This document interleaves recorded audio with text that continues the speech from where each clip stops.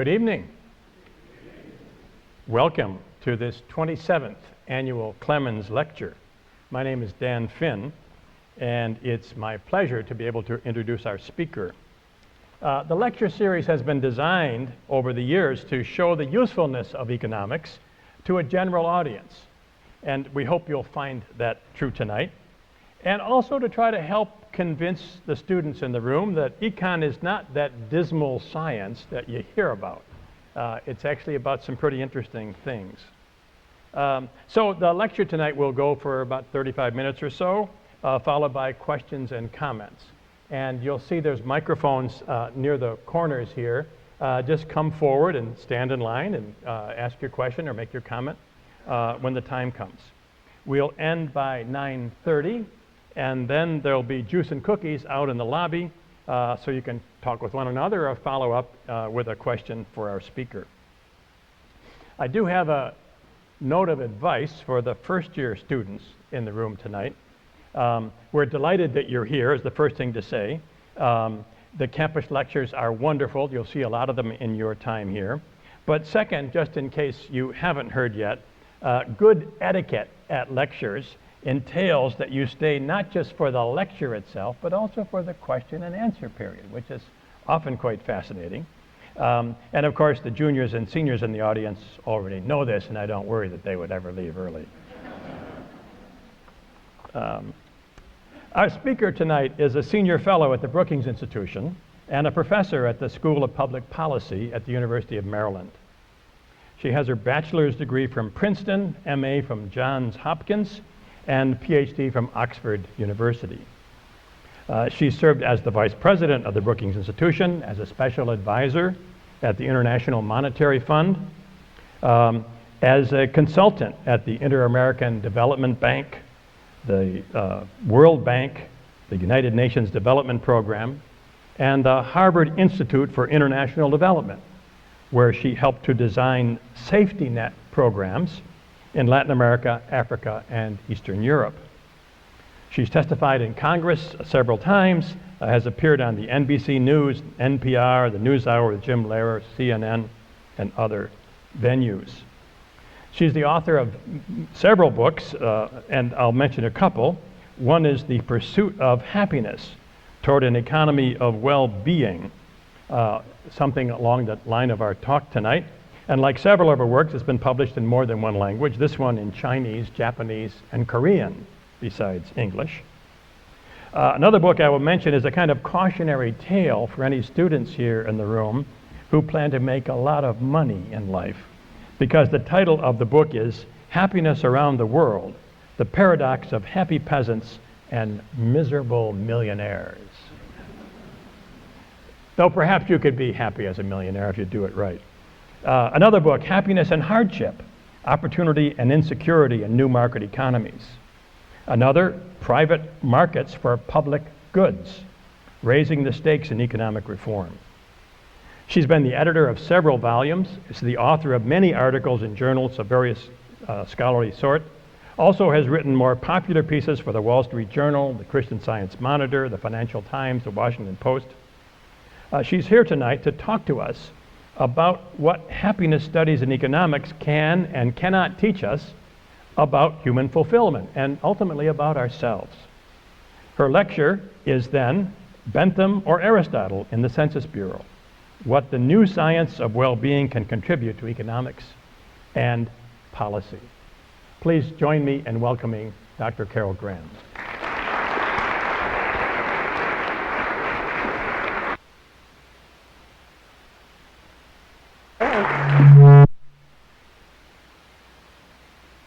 Auspicious start. Well, first of all, thank you very much for having me. When I left DC this morning, I thought it was rather unusual to be taking a flight on Spirit Airlines and coming to stay in an abbey.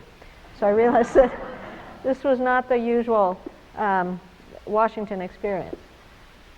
Anyway, it's a pleasure to introduce some of you to this topic, and some of you may have already been exposed to it.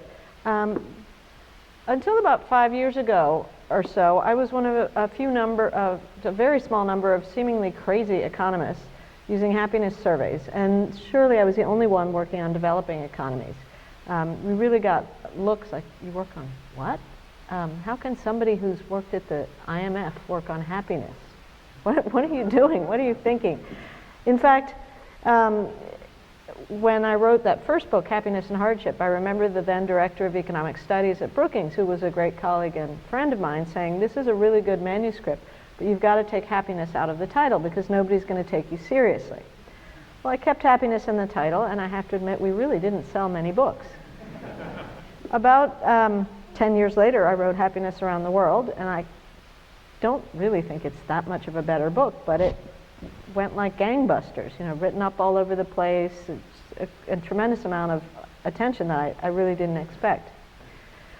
So what's happened? In part, I think there were just more and more academics working on the topic, and economists started collaborating with psychologists.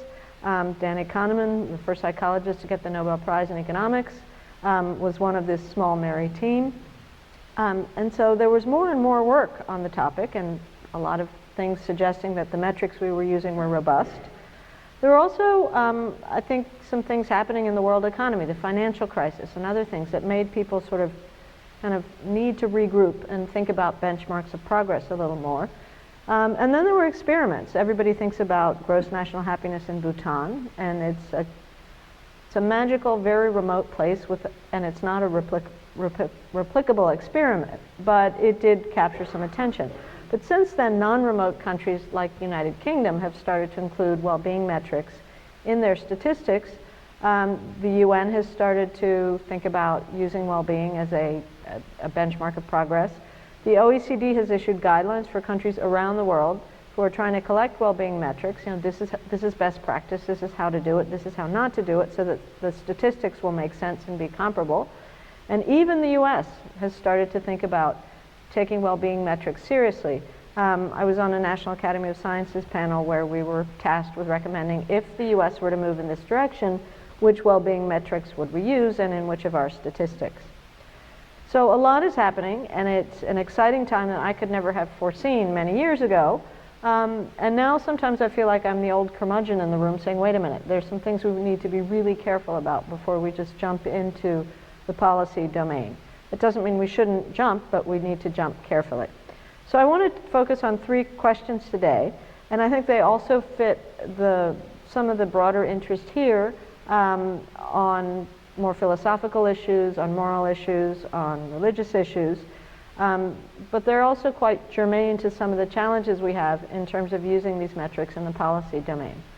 And so the 3 questions are why the particular definition of well-being matters, in other words, which dimension of well-being are you measuring, and how that links to people's agency and capabilities to lead the kinds of lives they want to lead, and on their time horizons, their ability to plan for the future, to have a future. The second question is adaptation and progress paradoxes, and that will speak to the question of the happy peasants and the miserable millionaires. And the third question is, what is a meaningful change in well-being? So I will try and get to those. They'll be woven through the talk. If I don't answer any of them well, please remind me at the end. So in shameless advertisement, this is my latest book, although there's one that should come out soon, but this is the latest published one. And an introduction to both the metrics and some of these policy questions is in the Pursuit of Happiness. So do we have a new science of well-being measurement? And I would argue that we do. What I've seen go from a nascent collaboration of a few crazy economists and psychologists has become an entire new approach in the social sciences, which incorporates not just economists and psychologists, but philosophers, sociologists, medical doctors, geneticists. It's a really exciting time to be involved in this field. And with well-being metrics, we can answer questions as diverse as the effects of commuting time on well-being. It's not a happy time of the day. Why cigarette taxes make smokers happier. It sounds crazy, but they do. Why the unemployed are less unhappy with higher local unemployment rates, and why people adapt to things like crime and corruption. And I'm happy to answer any of those specific questions afterwards, sort of why these things go the way they go. And I think you'll see from the metrics that there's a lot that makes sense. One of the reasons that these metrics are useful is that they're very good for answering questions that standard economic approaches don't answer very well. So standard economic approaches are based on the assumption that you can't believe what people say. Traditional economist says there's no consequence to what people say. You can only look at observed choices within a fixed budget constraint. It's something we call revealed preferences. The idea is there's no consequence to what people say, so that data is not good. You can only look at these revealed preferences, and so they tend to be consumption choices within people's budget constraints. You have to trade off something to purchase something, right? There's a consequence. Well, there are a lot of situations where individuals don't have the agency to make choices. They may be constrained for all kinds of reasons. Or there are also a lot of instances where consumption decisions are not the result of optimal choices, right? You may not even smoke, but playing poker one night, you smoke a whole pack of cigarettes and you feel awful the next day. But that wasn't necessarily a utility maximizing consumption choice or a rational choice. So these metrics are very good at getting at questions that standard approaches don't get at very well. I focus on two sets of questions. One is the well-being effects or the welfare effects of macro and institutional arrangements individuals can't change. Think about, how you're affected by a financial crisis or by high levels of inflation or by inequality.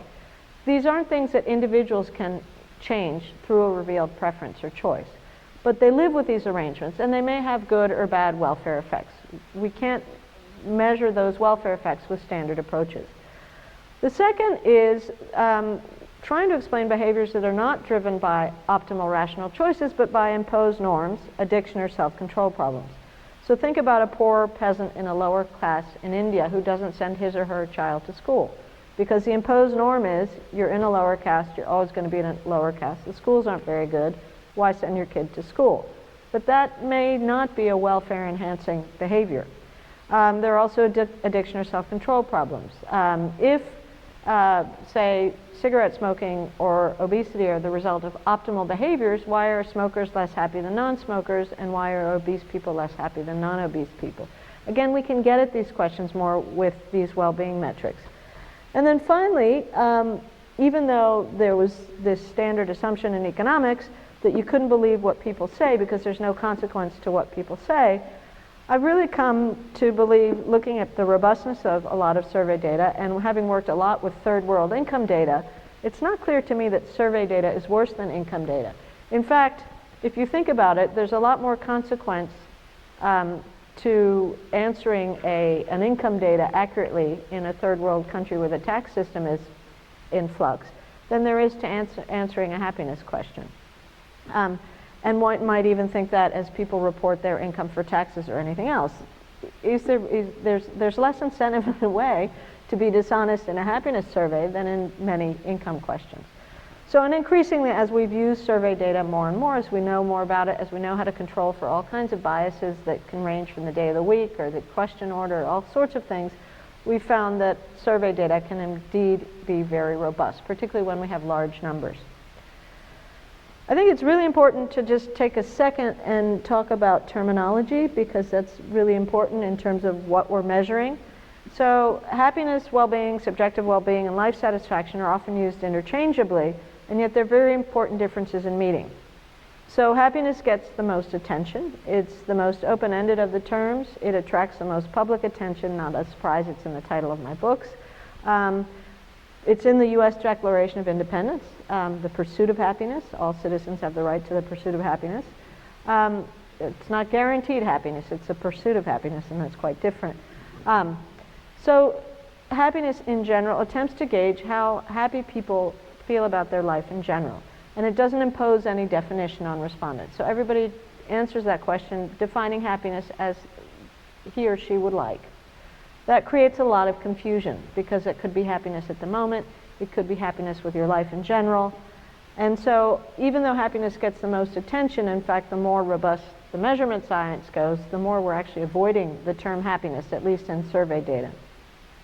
Life satisfaction correlates very closely with happiness questions, yet a little bit more with income, because when you ask somebody, how satisfied are you with your life as a whole, people think about their life course. And typically people with more means have more choices about the kinds of life they want to lead, and then they tend to be more satisfied with it. It's not the only, income is not the only part of the equation, but it very much plays into it.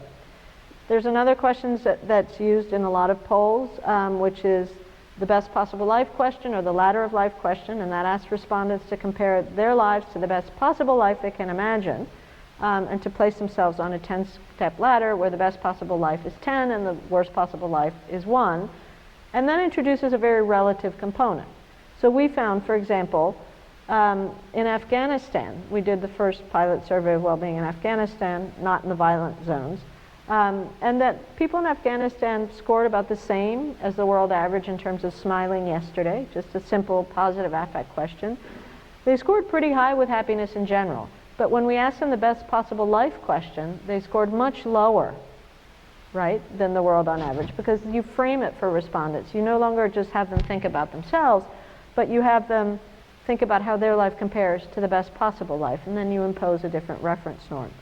So there's nothing wrong with that question, you just need to, if that's what you want to be measuring. And then hedonic well-being, we have a whole range of questions which are aimed to measure how people experience their daily lives at the moment. What's their mood, positive or negative, smiling or worried, anxious or angry, as they go through their day, whether they're commuting, spending time with friends or family, or working. And so that's a whole other different dimension of well-being, which we also measure, and they complement each other, but they don't always go the same way. So what do we know about happiness around the world? What are some of the consistent patterns? Because if you understand the consistent patterns, then we can measure all kinds of other things that vary more. Well, first of all, this is just looking at GDP per capita, so how wealthy countries are, and percent above neutral in countries on life satisfaction. And there's one of the things that sparked all of the interest in happiness economics was something called the Easterlin paradox. Richard Easterlin, the first modern economist to study happiness, found a two-sided paradox. And one was that if you looked at a cross-section of countries and income over time like this, that average levels of happiness and average levels of GDP per capita didn't correlate in a linear fashion the way economists would think they would. And then he also found a starker paradox when you looked over time, that as countries grew wealthier over time, average levels of happiness did not increase commensurately. Indeed, the US grew faster than any of the OECD countries from about the 1970s till 2002, and average levels of happiness were flat. They didn't increase at all. Japan quintupled its income after World War II, and yet average happiness levels fell. So, what's going on here? So there's a lot of debate among economists about this paradox, and I'm not going to spend the whole lecture on it because it's really about the relationship between happiness and income across countries. All I can say is if you look at this slide, you could conclude that there is or there isn't an Easterlin paradox. Because if you look here, the wealthier countries are all, on average, happier, and the poorer countries are all over the map, right? But the wealthy countries seem generally happier, but there's no pattern among them. And if you look at the poor countries, they're even more mixed up. So what's going on? Well, one of the things why there's more variance in the poorer countries is that there are a lot of things that matter a lot to well-being that have some association with income, but not only. Freedom, democracy, public goods, violence, just levels of violence in countries. And there's more variance. The wealthy countries just look a lot more like each other. They're more peaceful, they're better public goods, better environments, on average, right? The poor countries, you have, for example, the Latin American countries. I'm from Peru, and I always like this, that they tend to be high up, in part because there's good quality of life, there's a lot of freedom, decent public goods, all kinds of things that matter to well-being beyond income. And then there are places, if you look at the bottom, Iraq, Pakistan, Belarus, Tanzania, they're just terrible places to live. They're poor, they're violent, there's no freedom. So that's some of what we're picking up. The problem with these comparisons, when you just compare across countries, is that you're not really controlling for things like cultural differences in the way people answer surveys. So I'm from Peru and grew up in a fairly cheery atmosphere. Latin America, people tend to be quite cheerful. And I had a grandmother from Paris, and I learned very quickly that you didn't, bop into Parisian coffee houses and say, "Have a nice day," because it just was not done. In contrast, I had a British friend who got so tired of being told to have a nice day as she went around the US that she started saying, "Thank you, I have other plans." So there really are cultural differences in just the way people speak to each other and answer these surveys that show up. So Latin Americans are always above the line, and for example, the Eastern Europeans are always below the line. There are things that aren't great about living in Eastern Europe, but they have about the same income levels as Latin Americans, yet they always score lower. Some of that is objective things that vary across countries, and others is cultural things, and other things are just unobservable things when you just do these cross-country comparisons. But when we compare individuals in terms of, we're then looking at hundreds of thousands of observations of people across many countries, and we can control for the country they live in, cultural differences in how they answer surveys, and the findings on individual happiness are much more robust than this. So here's a finding that will make you happy or not, depending where you are. This is happiness in age. And so what we find, and I've found this around the world, everywhere we've studied it, there's a U-shaped curve between happiness and age. The low point is somewhere in the mid-40s. Yes, the old middle-age crisis. That low point can vary. It's about 44 years of age in the US. It's about 47 years for Latin America. This is the Latin America data, but you can do this for any number of countries. And after that, believe it or not, people actually get happier as they age. And this is controlling for health and being in a stable relationship. So, but it's age-adjusted health. So you don't expect a 75-year-old to have the same health status as a 25-year-old. But for age-adjusted health, if you control for that, people seem to get happier as they age. So what's going on? And I'm sure those of you who are in college now looking at this are going, what's going to happen to me and why? Well, a lot of things happen. First of all, by the mid-40s, typically expectations align with realities. If you haven't figured out that if you can't play guitar and sing, you're not going to be a rock star, you probably should and move on. So people have to go through that adjustment period. There are also things about the middle-aged years that are objectively hard. Often people have, teenage children, aging parents, lots of financial burdens, lots of other burdens, a lot of constraints on their time that aren't great for well-being. There's also a lot of work by psychologists that shows that young people just have more emotional swings than older people, right? So that older people, as people age, they have less emotional swings and they actually experience more positive emotions. Young people are all over the map. In economic terms, I'd like to say it's, the standard deviation of emotional experiences are much higher for young people. A bad experience when you're 25, 18 is the end of the world because you haven't had so many bad experiences to benchmark it against. By the time you're old like me, you've had so many bad experiences, another bad experience doesn't matter. You get used to this. So I have 3 teenagers. I know about this high standard deviation in emotional experience. There's some other things about this, though, that also seem to be biological. So believe it or not, a colleague of mine did a study of cheerfulness in apes and found that they also have a U-shape in cheerfulness in the middle-aged years, and it was published in the Proceedings of National Academy of Sciences. So this was, was a serious study. Some of us have been working on the reverse of happiness, sort of reported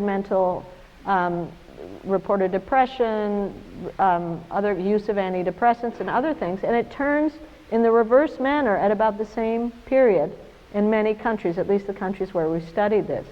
So there's something biological that we don't fully understand, but seems to be part of this equation. And then there's always a possibility. The oldest respondent in this sample for Latin America was 99, and it could just be that there's a happy to be alive effect or a senility effect.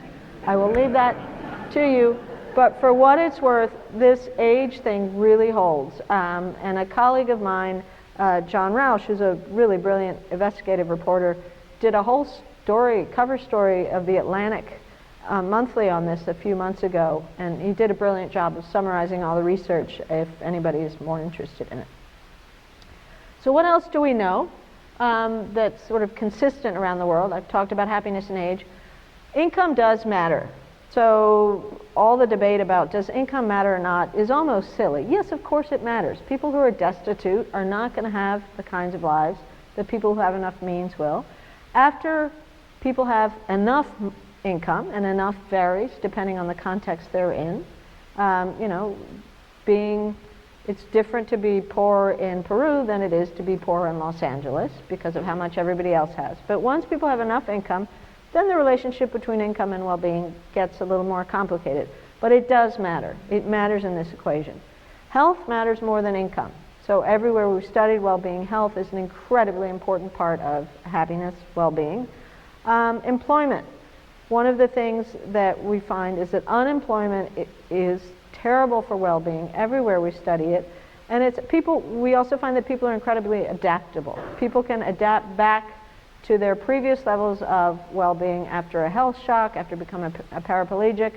Turns out long-term unemployment is one of the things that people have a really hard time ever adapting back from, right? So if you're employed, you know, think about it, your employment is so much a part of your life. If you want to be employed and you can't be, it's, you know, you lose a lot of your identity. Whatever it may be, employment is incredibly important. Then marriage. Now marriage is an interesting finding.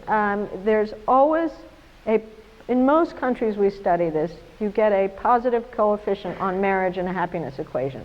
And I know I'm not supposed to talk too much about equations, Dan has warned me strictly, but this matters because the finding is an artifact of construction. So when you look at a cross-section of people, so a snapshot of people at any one point in time, and you get a positive on marriage, what you are actually picking up is that happier people are more likely to marry each other, right? Studies that have focused on the long-term effects of marriage find that there's sort of a 1-year, 2-year effect, and then people just go back to their sort of average level of well-being before they married. But, you know, who wants to marry somebody that's unhappy and curmudgeonly? So it turns out there's a great study by a colleague of mine in France called "You Can't Be Happier Than Your Wife." And it turns out, this is looking at people over time, that the worst thing for well-being in marriage is asymmetries in happiness levels. So it's better to have 2 happy people married to each other or 2 unhappy people married to each other. But you don't want a happy person and an unhappy person married to each other because they drive each other crazy. And indeed, the probability of divorce is highest when you have these asymmetries in marriage. Friendships sort of work the same way. So we find happier people have more friends, and then having friends makes you happy. Well, there's just a direction of causality problem because happier people are more likely to make friends, and vice versa. So these patterns show up in the data, but it's harder to say what the direction of causality is. And I'll talk a little bit more about that and what we know about that as I get closer to the end. Gender, I know there's some people here with particular interest in gender studies or gender. We've studied gender and well-being around the world and typically find that women are happier than men, unless they live in places where gender rights are severely compromised or where gender rights are changing, because instability in these patterns it could be that gender rights change, for example, at the state level or at the country level, and there's, you know, some law about equal wages, equal pay, you know, for equal work regardless of gender, and that is a good thing. It's a sign of progress, but it can also create intra-household tension, particularly in places where gender rights aren't equal yet. So that relationship's not as clear. It really varies a little bit. And then finally, religion. Dan said there would be some people in the audience with a special interest in religion, which is not surprising in a Benedictine university, or 2 of them. Well, it turns out, yes, religious people are happier than people that aren't religious. So people who have expressed some sort of faith are typically happier than those who don't. We get this same old direction of causality problem because it's not clear. It could be that happier people are more likely to have faith in something beyond just sort of the day-to-day, today's world. People, and the religion finding does not hold in cases of extreme religion or religion is a very divisive force. So if you look in places where people are very divided or there's religious conflict, then the positive effect of religion goes away. And we poked around at this a little bit more in detail, and we have a paper called Religion Around the World, Social Purpose, Social Time, or Social Insurance. And we found that for people with more means, the sort of the channel by which religion seemed to have a positive correlation was social purpose, some broader purpose that they felt in religion. For the least social people, for people who weren't social, the channel that seemed to be most important was actually going to religious activities. It was sort of the social externalities around those. And for the poorest people, religion and the church also provides a safety net, and that's a very important channel by which very poor people seem to take solace in religion, and there also are some actual safety net benefits. So I can talk more about those findings at the end if people have questions, but that's how the basic patterns play out.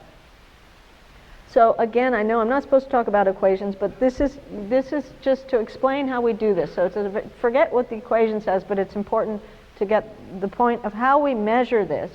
So what we do is we do use equations, and we have that W on the left side of the equation is whatever dimension of well-being we're measuring. So it could be happiness yesterday, it could be life satisfaction, it could be stress yesterday, angry yesterday, smiling yesterday, whichever dimension we're measuring.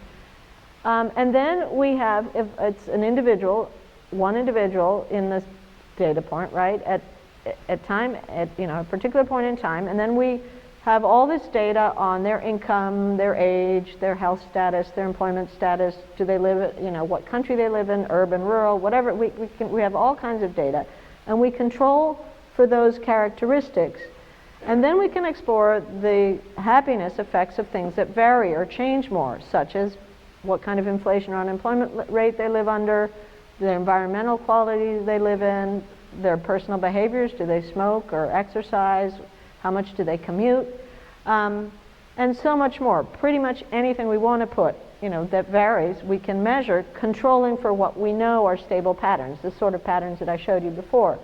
The important thing to take from this slide is not necessarily the equation per se, but knowing that we are not asking people, does smoking make you unhappy, or does commuting time make you unhappy, or does your health make you happy? We're measuring their well-being, controlling for all these other things, and then looking how the well-being of people who are alike in all these other traits varies if they have more or less pollution, or if they commute more or less time, or if they smoke, yes or no, or whatever it might be. So the important point is just that we aren't running around asking people what makes them happy. Okay, so now, I've talked about all these nice things we can measure, but now we have to get much more clear about the dimension of well-being that we're measuring, particularly if we're talking about policy, right? So we have broad agreement now. We didn't know all this 10 years ago, but by now there's broad agreement that we should be understanding and measuring two distinct dimensions of well-being. One is happiness in the contentment sense, in the sense of Jeremy Bentham, maximizing the contentment and pleasure of the greatest number of individuals as they experience their lives on a day-to-day basis. And this is what we call hedonic or experienced well-being. And this may not be the only objective, it's certainly not of the study of well-being, but it is important to know what kind of daily experience and quality of life people have, because that can affect their ability to have other dimensions of well-being. The second dimension is a Aristotelian dimension. Happiness is eudaimonia, which is how Aristotle defined it, and it was a Greek word that combines two concepts, eu meaning well-being or abundance, and daimon meaning the individual's control over their own destiny. So this falls under the rubric of evaluative well-being, and it implicitly includes people's opportunity or capacity to lead a purposeful and meaningful life, to control their destiny, to lead the kind of life they want to lead. So, as I mentioned, hedonic measures are better for assessing quality of life and life at the moment, and evaluative well-being is better for assessing people's capacities to make choices, their opportunities, and to seek fulfilling lives. And we measure both. And they're related, but not always in the way that you would think. So which dimension matters to a particular person is in part determined by his or her capacity to make choices about the life course. So lacking capacity due to poverty or strongly imposed norms, people may place more value on day-to-day experiences such as friendship, religion, daily living. Can be a struggle, it can be stressful, it can lead to short time horizons. So just your daily activities, how you get through your day, is what you think about when you assess your well-being. And these are my happy peasants. People with more capacity may have less time and interest in day-to-day experiences, particularly if they're focused on an overarching goal or achievement that in the end may have them lead a more fulfilling life and may make the lives of others better as well. But so how much people emphasize each dimension of well-being in part depends on their capacity to emphasize the longer-term life fulfillment dimension of well-being. And we're now really exploring a beliefs and behavior channel in which we're finding that people who have the capacity to envision or plan for their future are more likely to invest in those futures and in the future of their children, versus people who have, don't have that capacity because their daily life is so difficult, have very high discount rates, so they discount the future much more. They're less likely to invest in human capital, to take up health insurance and other kinds of insurance, for example, because the future is just too far away. They can't even plan for it. And one of the things that I'm finding in my latest research is unfortunately how divided the US is on this score. We actually stand out. And let me just show you a couple of slides on this. So here's a question that simply asks people, can hard work get you ahead in the future? Right? So it's sort of a link between your beliefs about the future and your behavior. And it turns out, if you look at this graph, this is the poorest quintile of income. This is from the Gallup World Poll, and going up to the richest. And the US is much more divided on this question than the average for Latin America, which is hardly a region that we think about as a very equal place, right? So the poor in the US score significantly lower than the poor in Latin America on believing that hard work can get them ahead. The rich in the US score significantly higher than the rich in Latin America. But the hard work belief is much more equally shared across income cohorts in Latin America than in the US. When I saw these data, I was really quite surprised. I mean, we're the land of opportunity, the land of the American dream, right? And yet our beliefs are very divided. There's subtle nuances if you break this down. Again, I can't really get into that now, but I would answer that in the questions. Another marker of ill-being is stress. How much stress you experience on a daily basis can actually prevent you from planning ahead, investing in the future, getting beyond the day. Well, if you look here, people in the US experience more stress on average than people in Latin America. But more importantly, the differential between the rich and the poor is almost twice as large in the US. So how much more stress the poor experience versus the rich in the US is bigger than it is, again, in Latin America. And I've been working a lot with this stress variable because it turns out it is really linked to people's capacity to plan ahead and invest in their future. And don't worry about the numbers and the equations. This is just how I remember what we did here. But we did a fairly complicated thing where we're trying to tease out, is stress worse for you if you have less means and less education? If it's stress associated with circumstances beyond your control versus stress associated with goal achievement. And what we find here is that stress has a significant negative effect on life satisfaction, as we expected. But if you have more income or more education, that negative effect is also mediated to a large extent. And teasing this out a little bit more, it does turn out that stress associated with circumstances beyond your control, you just can't control it. You keep having these negative shocks, is very different for over time in terms of its effects on health, on all kinds of things, and on this beliefs and behaviors channel, than is stress that's associated with goal achievement. Stress that's associated with trying to achieve something, and it isn't always easy, but it's sort of part of it is self-imposed. So when we think about going back, the difference in stress levels between the rich and the poor, you also have to think that their effects may be very different on the rich and the poor. Okay, let me switch to an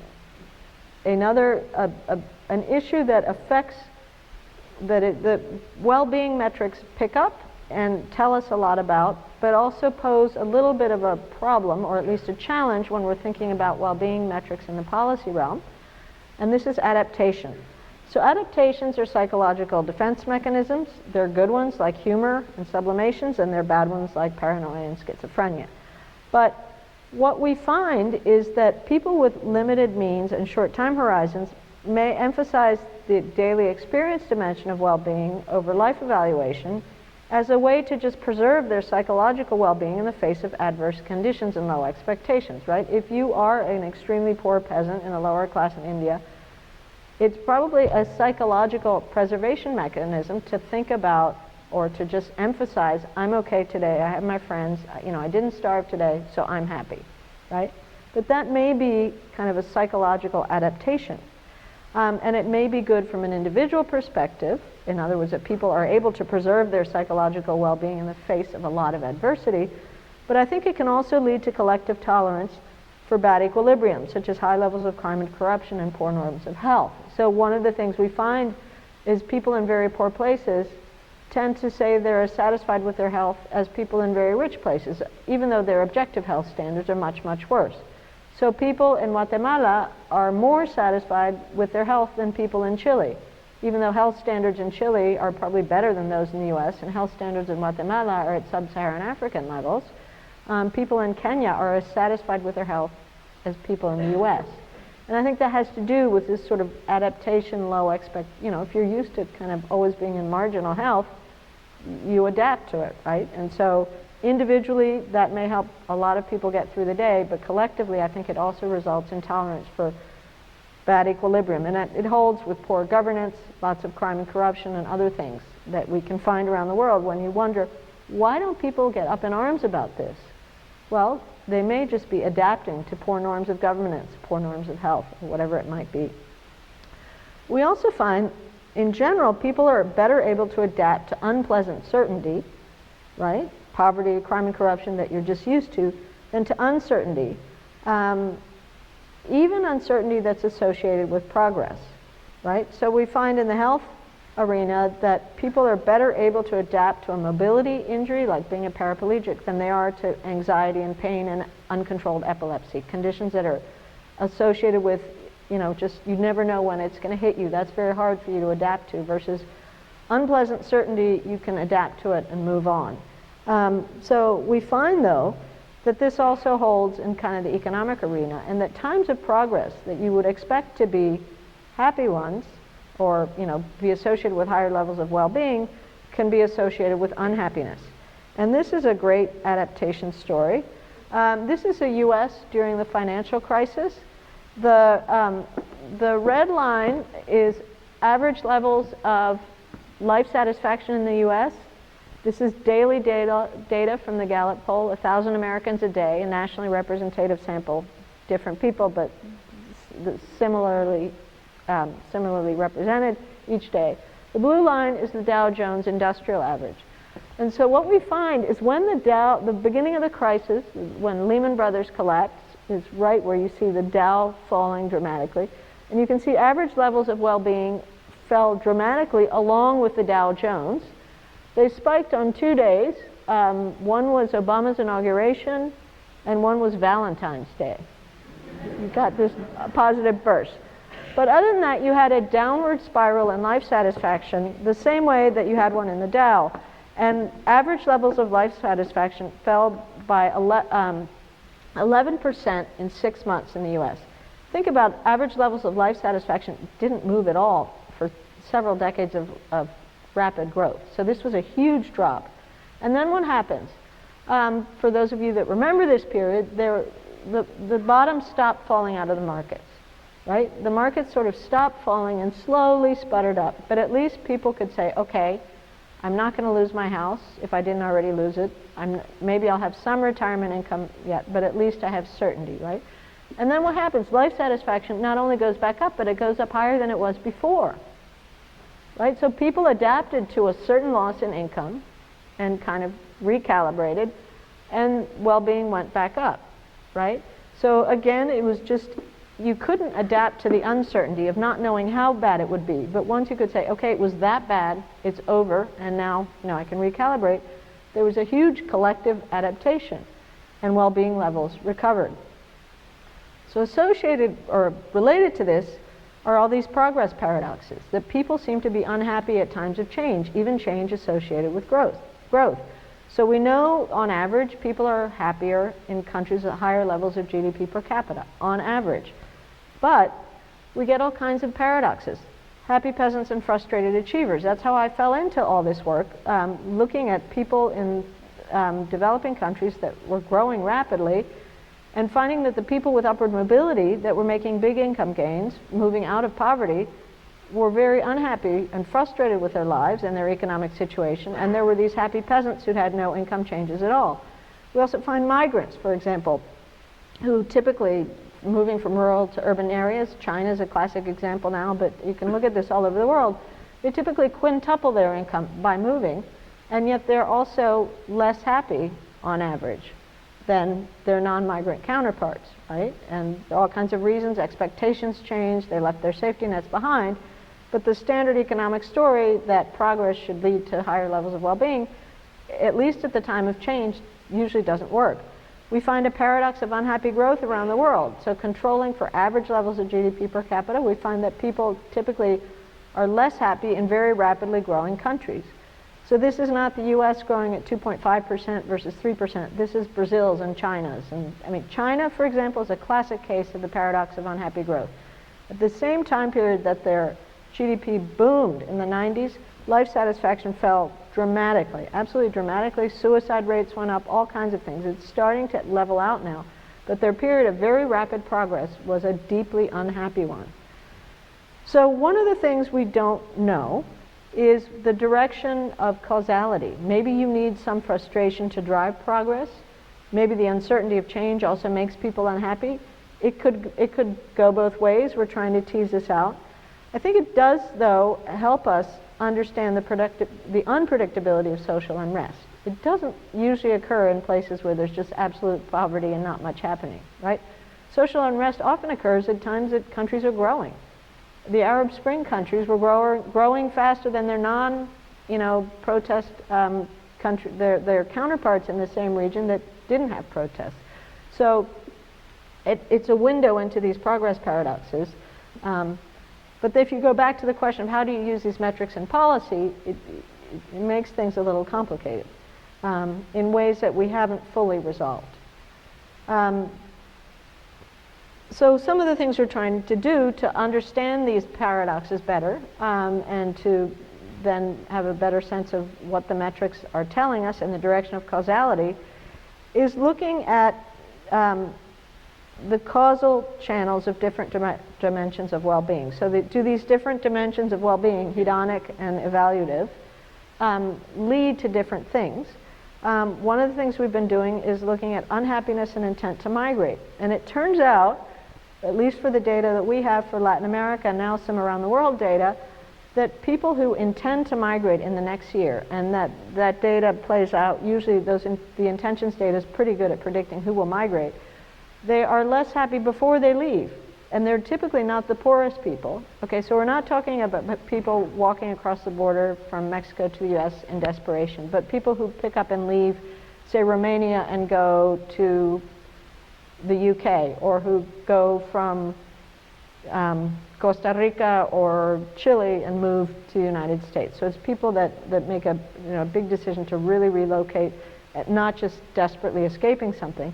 They tend to be more educated and wealthier than the average, but also less happy, less satisfied with their situation, which again suggests that there's some sort of frustration, progress-seeking channel that we don't fully get yet.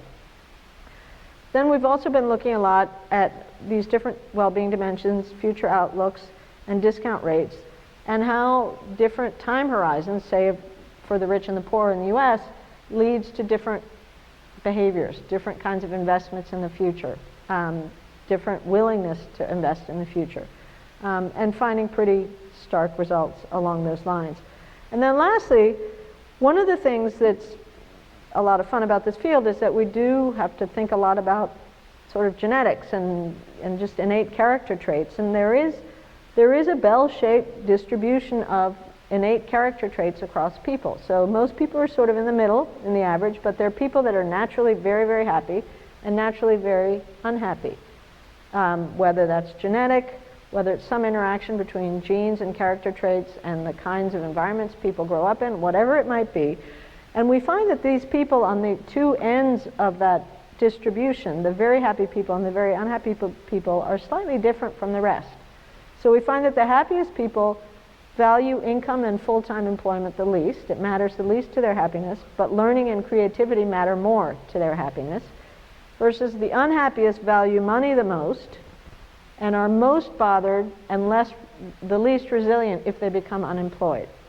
So we're trying to understand sort of this interaction between sort of how people naturally are in this distribution of well-being and how that affects the way they go through life, the way they interact with their environment. Okay, so the last couple slides, and then I'd like to open it up. This all seems very complicated. How can we have it in the policy realm? Well, it turns out that a lot of countries are already including these metrics into their statistics as to a way to get insights into these questions. That does not mean that we're saying happiness should be an objective of policy, or we should replace GNP with gross national happiness. Far from that. What we're trying to do is to add some of these questions to our statistics so that we can complement the information that's in income-based metrics and in GNP with information based on about people's well-being and in its different dimensions.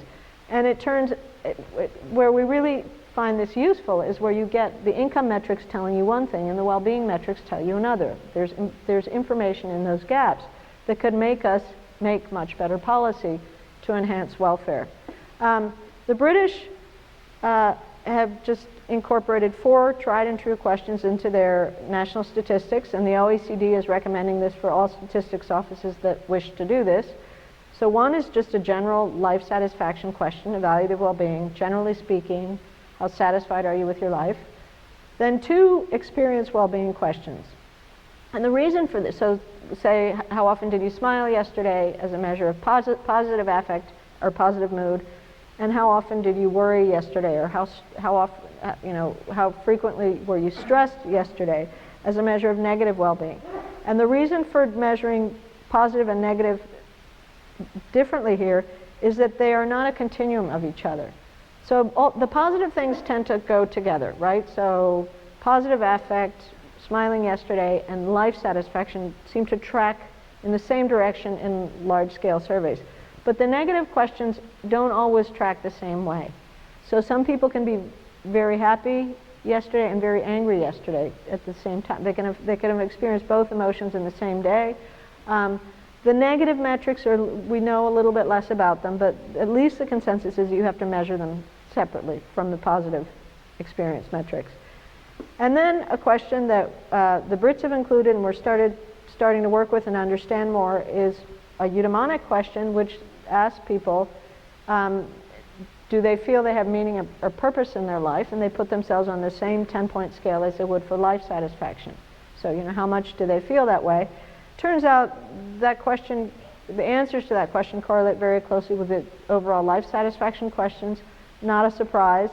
With a few differences, we're starting to learn more about it, trying to understand this question better. We have a lot to learn from philosophers and other people who have thought more about this than blunt-tooled economists, but it is just getting it into the data so that we have enough, responses on how people answer these questions is a good first step to understanding it a little better. Okay, remaining questions very quickly that we haven't resolved, that I think bring up some philosophical issues, some measurement issues. So one is cardinality versus ordinality, and that sounds really nerdy and not something you want to think about after dinner. But bear with me for a minute. So when we ask these questions, on these scales. You know, how satisfied are you with your life? 0 to 10. Do you have meaning or purpose in your life? 0 to 10. How often were you stressed yesterday on some scale? These are ordinal categories, right? They don't have a cardinal value. So we're not assuming that a 10 on life satisfaction is twice more than a 5. We know that a 10 is more than 5, but they're not cardinal values. They're just categories that people are placing themselves in. But nobody has, you know, there's not a mathematical value to them. But when we think about policy, maybe we need to think about cardinality in the sense of, does it matter more to reduce misery or to raise aggregate levels of well-being? Do we care more about getting somebody who's already an 8 on a life satisfaction scale to be a 10 than getting somebody who's in misery on 1 up to maybe 3 or 4? That's a deeper philosophical question. It requires policy choices and all kinds of things. Personally, I think reducing misery should be a first-order problem. It doesn't mean we don't care about raising aggregate levels of well-being, but like you would target the very poorest when you're worried about who are most in need, I think we should give some priority to the miserable, but you can disagree with me. Now, a lot of people may well disagree with me. So that's one question that I think needs more thought. Another one is, what's a meaningful change in well-being? Do we know? Well, I think scholars know. So we know that if you take national average life satisfaction in the US, and if it was 6.2 last year and it's 7.5 this year, that's a lot of people moving up on this 10-point scale. And it is a meaningful change in well-being. But if you reported that to the public, they wouldn't know if it was good, bad, or indifferent, because they're not used to these numbers. What do they mean? They don't mean anything.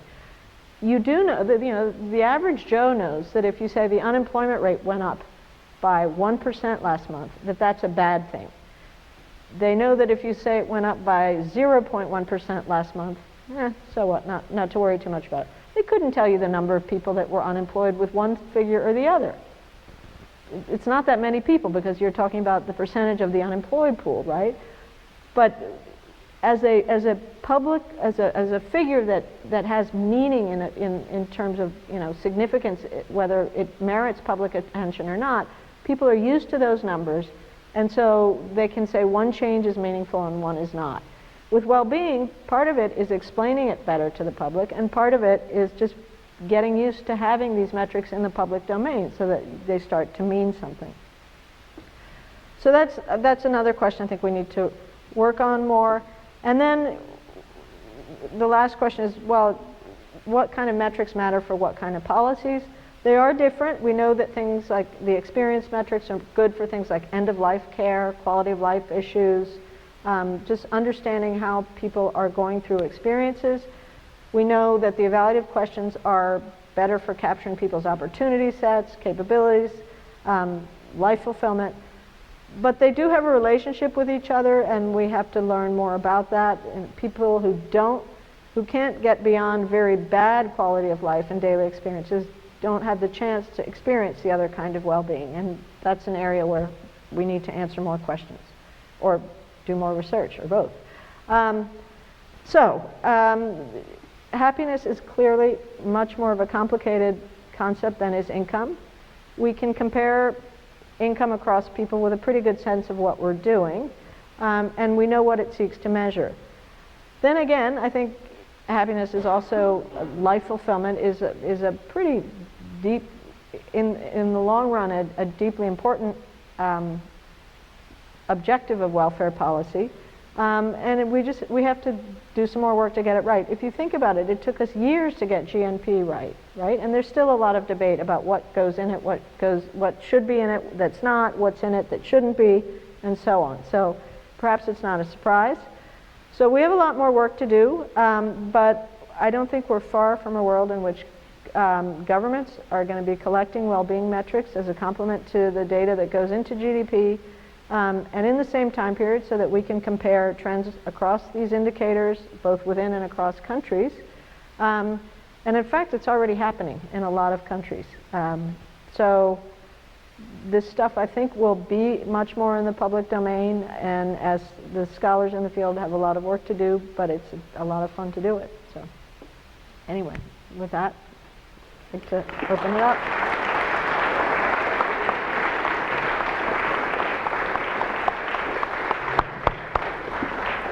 Thank you. Please, we have microphones here. Ask you to come forward, even stand in line, to ask your questions. Make any comments you like, and Dr. Graham will field her own alternating sides.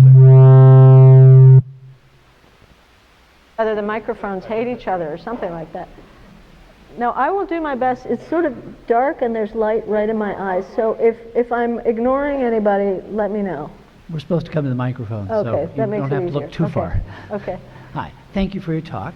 I was thinking that how people perceive their happiness might depend a lot on whether they are doing it comparatively, keeping up with the Joneses kind of thing, or whether they have an inner sense of that, and that might be a cultural things as well.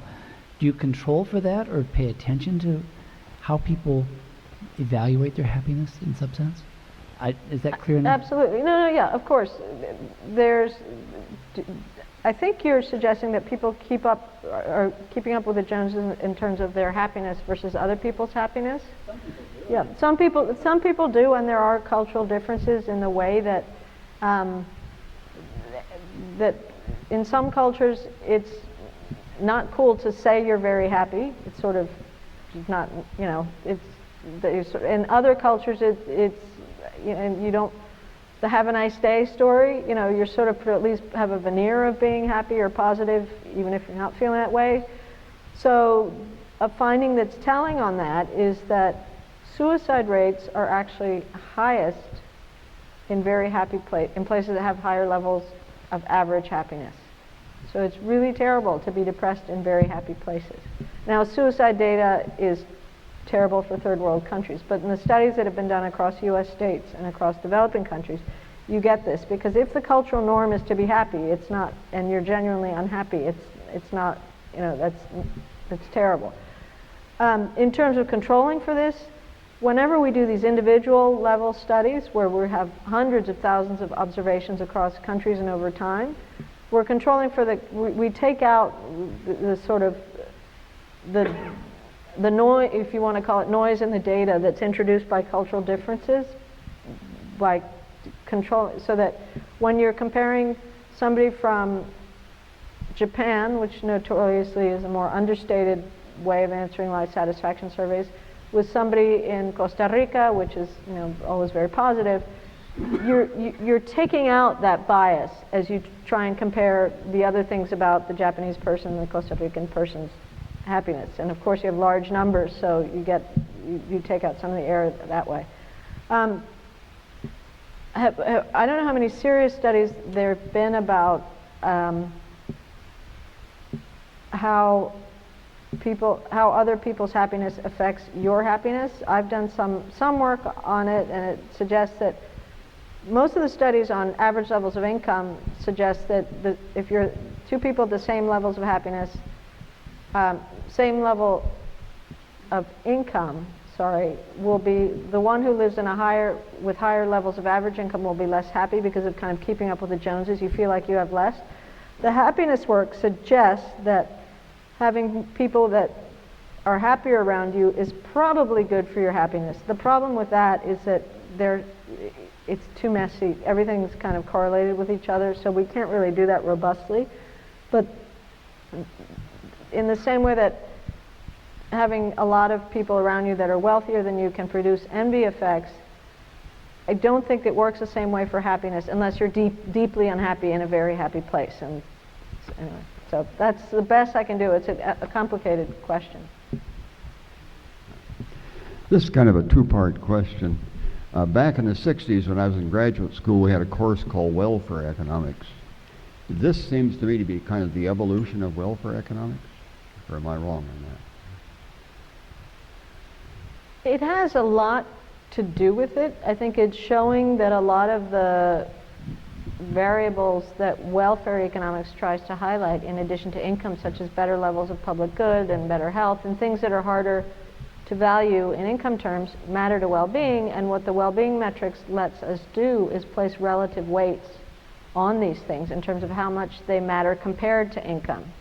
And there's something called an income equivalence approach, which is you take the coefficients on, say, health or unemployment or whatever it is, and you based on the coefficient that measures the relationship between income and happiness, that you can place some sort of notional income value on, say, good health or a stable marriage, or, I mean, you have to take those with a grain of salt. But it allows you, it provides tools that the initial welfare economics would have loved to have.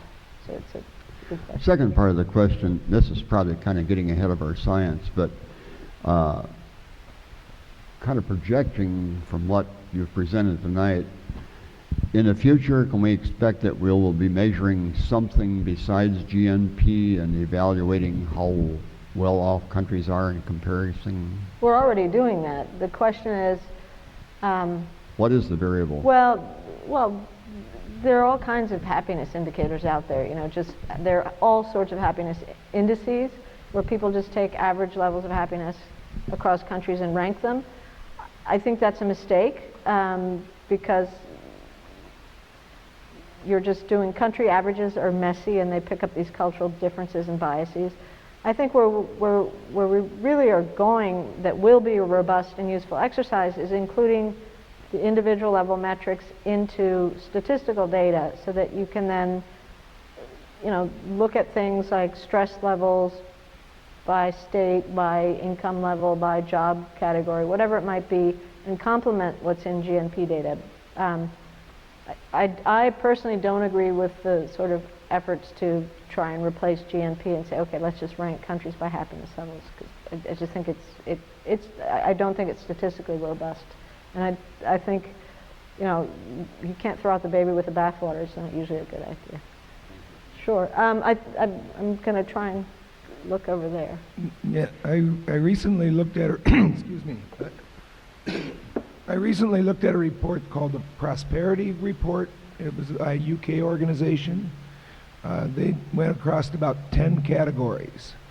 But it struck me, the U.S. I think also ranked countries. You've answered part of my question. The U.S. ranked maybe 11th.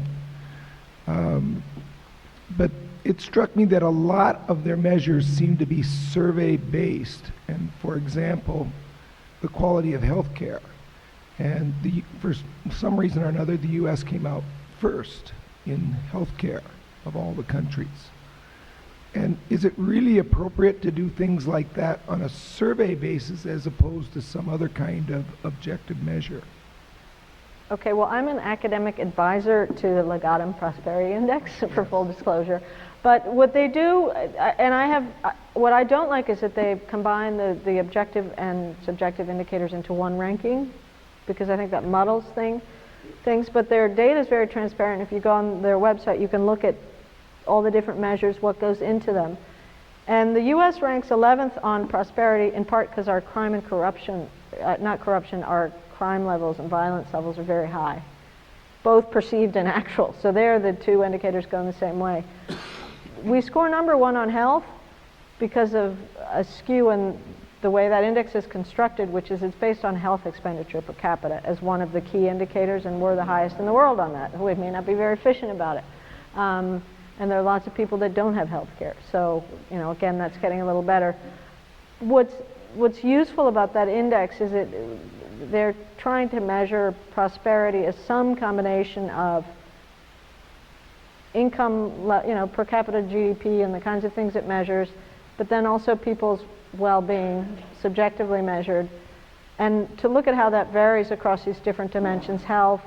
I think that there's an opportunity and entrepreneurship index, crime and corruption, governance, and the subcomponents are, for the most part, well done. I think a lot gets lost by putting them into one ranking. I don't really like these country rankings things because I think they just mix up too many things. So I agree with you, except to say if you go deeper down in that index, there's a lot of really good stuff in there. So when you measure much by surveys like that, what you're measuring is perception in a lot of cases. And so it suggests that governments may decide that the best policy is not to change substance, but to change perceptions. Right. Well, that index does both, right? So it has objective indicators and subjective indicators. One of the reasons that I think that we shouldn't be talking about, gross national happiness or happiness rankings is precisely that. One, because you would get governments in the business of manipulating or tempted to manipulate perceptions. Two, because perceptions are affected by adaptation, right? So, or low expectations, so the poor health norms story I was talking about. And because they're also can be influenced by cultural bias. Again, when you have robust individual level metrics and you're controlling for things, you can get a lot of great information, and understanding why perceptions divert from what income-based measures are telling us is incredibly useful for policy. Making a perception-based indicator the objective of policy, or alone a gauge for government decision-making, I think is clearly a mistake. I should take one more question from there because I took two from here. I'm trying to be fair. I have twins. I know all about this. All right. Well, thank you for your talk and for coming today. I'm personally curious about, so you mentioned a number of variables that you've tested and things you've accounted for. And actually, I was going to ask halfway through your talk about cultural perceptions, and then you addressed that. I was like, yeah.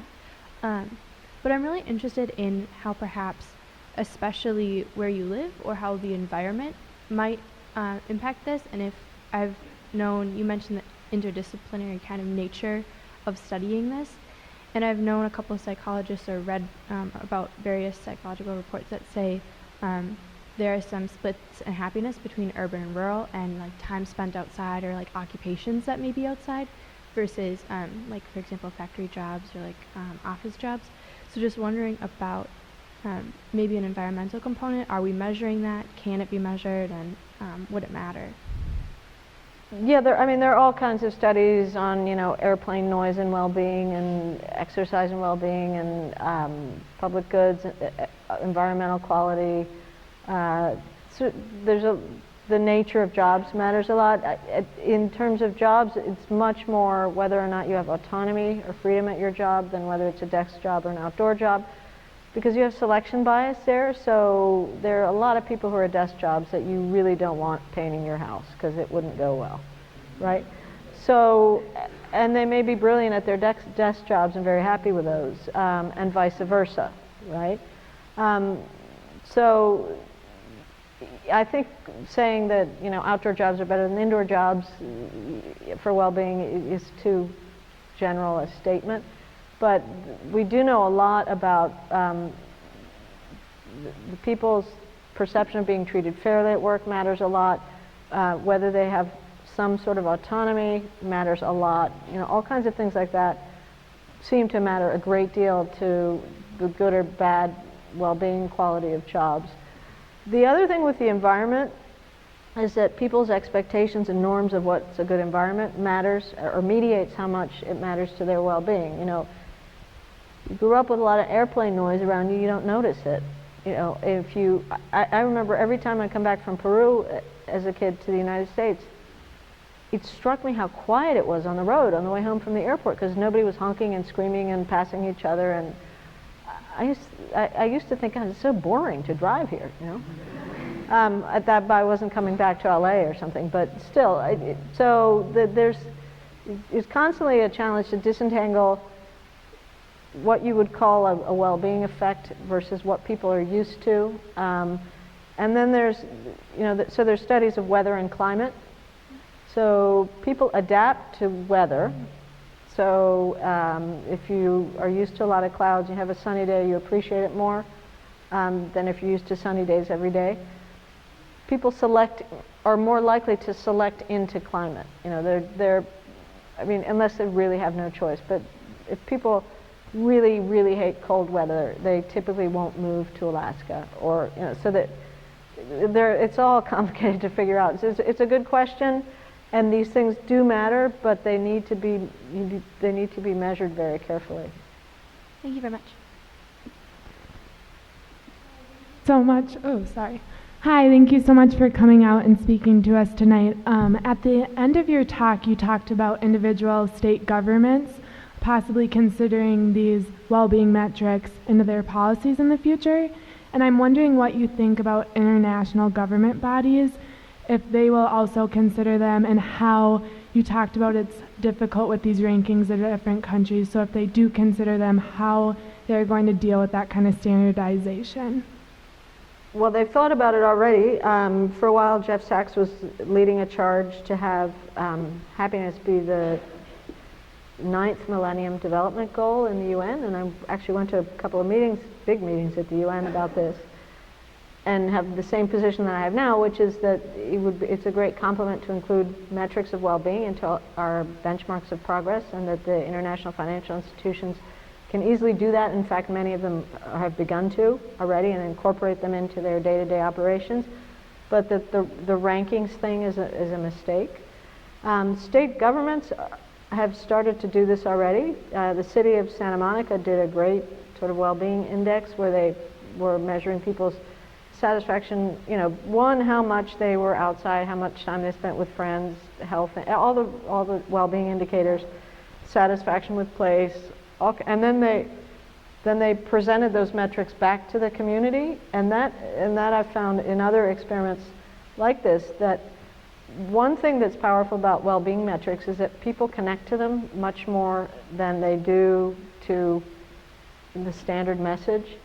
So you can tell people that smoking is bad for you 100 times, and they've heard it 100 times. You tell people the results of a study in their community that shows that the people who smoke are less happy. People wake up. So they relate to, people relate particularly to metrics that are based on a study of their place. That, so a lot of it, sometimes the messages are totally old news, right? Exercise is good for you, smoking is bad. Spending time, having a balanced life and spending time with friends and family in addition to, working 80 hours a week is important, and, whatever it might be, sleeping enough. They're all the things in a way that we already know, but their correlation with happiness or well-being seems to be a pretty effective way of communicating these things to people.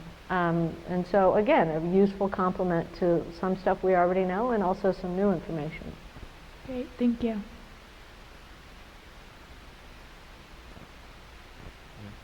I'm on the twin thing right now. So That works. Sorry, Claudia. I'm wondering have you looked at all into a potential relationship between like income inequality and like levels of well-being? And like, to what extent does knowing somebody who's a heck of a lot richer than you make you less happy about your own life? Well, you asked the right question. My next book is about inequality of well-being in the United States and how it relates to income inequality.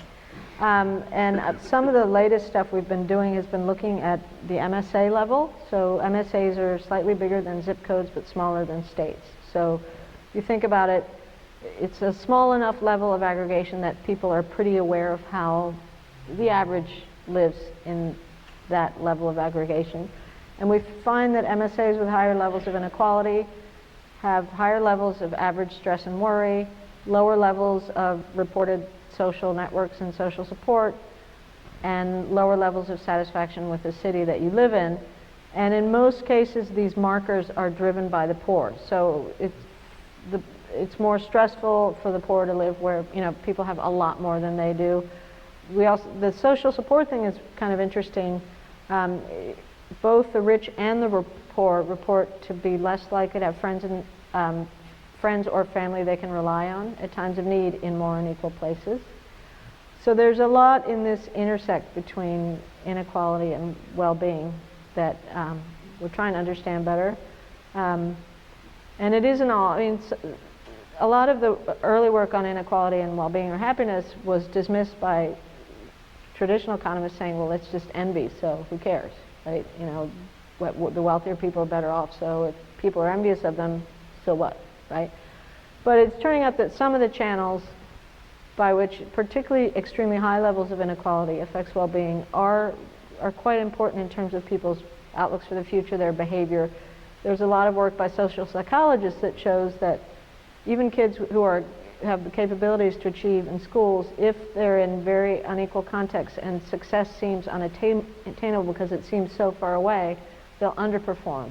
And and that you can manipulate aspirations in experiments, and if people are kind of given a positive outlook before they do a cognitive task in an experiment, they'll do better. And these things matter in particular for poor people, low-income people who, not only are disadvantaged but feel that way.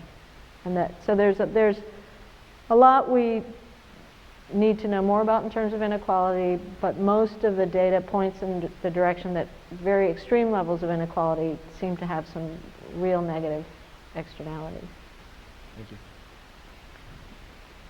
So I'm wondering that if happiness is a choice, then why does it matter? So we have David Logan with Tribal Leadership, who talks about how negative people often like to surround themselves with other negative people, or they like to think negatively. And then we have, in Buddhism, we have monks who are the poorest people in the world, but at the same time they're still the happiest people in the world. Well, to some extent, I'm not sure I completely agree that happiness is a choice. I think there are people who are innately more positive, and so it's easier for them to be happy, and then that interacts with how they interact with their environment, and then all their outcomes then make them happier, and you get virtuous cycles. There are people who are less positive, less resilient, whatever it might be from day one, and that affects the way they interact with the world. And so they may start acting in ways that are detrimental to their happiness, and then even in extreme ways. And then yes, you have a component, some religions or whatever it might be that are completely de-emphasize any kind of material gains or well-being or whatever, and there's sort of a lot more focus on spirituality, and then you can say, well, some of these very poor people are very happy. I don't think we know enough about. Have we measured all kinds of what dimension of their well-being? Have we really compared their well-being in a robust way to other people? So they seem that way, and I'd like to believe they are, but certainly my data show that typically when very poor people report to be very happy, they're focusing much more on the daily experience sense. It may be, and I'm not a Buddhist, I don't know enough about it, but if the total emphasis is on some sort of spirituality, and that's what they're thinking about, is they emphasize their well-being, that's important to know, but it may be different from what we're measuring when we measure hedonic well-being and evaluative well-being across a large sample of people, and I just don't know how they compare. I do know when we did our religion study, we didn't get any big positive effect for people who were Buddhist when we compared them to other people in the rest of the world. So the other thing we found with the religion study was that people of a certain religion tended to be happier than the average if their religion was either in the majority or in the mainstream versus being a real minority. So that may explain some of our Buddhist findings, but we didn't get this overarching evidence that Buddhists were, on average, all Buddhists were happier than people of other religions.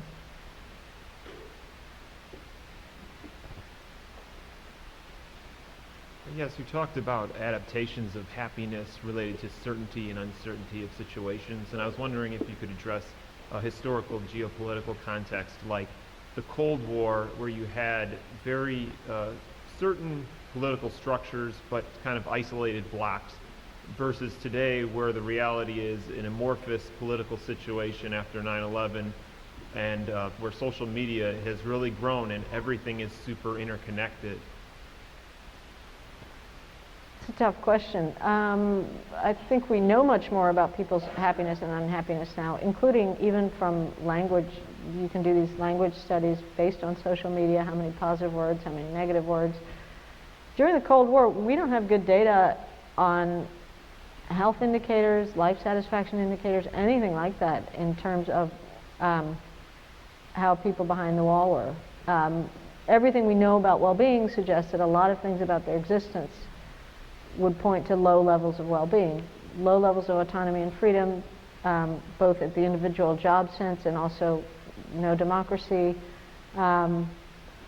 Health, I mean, what we do know about health indicators is they weren't very good. When you look at life expectancy among Russian males today, there's lots of underlying longer-term problems that suggest that there wasn't some, unknown, glorious level of happiness in the Soviet bloc prior to the fall of the wall. We also know that the transition was terrible for well-being because it introduced huge amounts of certainty into people's lives, eroded the one thing they had, which was a very stable safety net, and introduced things they'd never had, like inequality and uncertainty. And so I'm not sure how good an answer that is, but I just think now we just know much more about what everybody's thinking and saying. So we don't know, as far as, even though their certainty of life was probably not very good, for instance, behind the wall, it was a certainty that they understood as a reality, versus now with everything changing, and even after with the wall falling, we don't have any idea of how the happiness of a certain, there's a certainty but it's not good, versus uncertainty, that it could be good but it may not be. Right, so the one thing I do know is that from the time of the transition until now, we've seen a big U in life satisfaction and other measures of well-being. So they dipped dramatically as things just all were in complete flux. And if you look at the countries that have recovered more and who are more approximate, say in Eastern Europe, that more approximate the Western European countries in terms of levels of well-being, they've typically done better economically. They typically have better governance. They typically have better public goods, less corruption, all the usual patterns. The other thing that I think we know is that we've seen more dispersion in well-being levels, so that the outcomes have differed much more with the transition. So some people have done very well and other people have done much less well, and there's an age-related thing. So younger people were able to retool more than older people, and those things are also reflected in well-being patterns just if you look across cohorts. Thank you. Okay. With the current political polling that's going on, do you know, are any of those polls asking questions about income levels and perceptions of well-being as they may correlate with presidential preferences and things like that? I don't follow the political polls closely enough, except the ones that I hate and don't want to listen to. But no, I don't think that the sort of daily opinion polls do anything like that. There are certainly occasional polls that will look at attitudes about inequality or state of health or whatever, and you can correlate those causes of poverty, and you can correlate those less with support for particular candidates than with ideological affiliation. So, and then the most common and I think well-known and steady pattern is that typically Republicans are happier than Democrats. And the reason for that is, and that varies how strongly the relationship between ideological affiliation and well-being is depends a little bit on how divided places are. If it's more of a marker, but I think the one reason for that goes back to this kind of change thing and the direction of do you need frustration to lead to change? So Republicans typically, I mean, this is a sweeping statement, but typically think people got to, who succeeded did so because of their own efforts, and those who didn't, and so, don't intervene, right? That's a broad brush. Democrats think the system is unjust for some and want to change it, right? And are more concerned about that. And so if you think of that in a well-being framework, it makes sense that they're, on average, less happy. But that does show up. It's shown up over time. Okay. Thank you. I'm sorry, we're out of time, but outside to ask further questions. Please join me in thanking Carol tonight.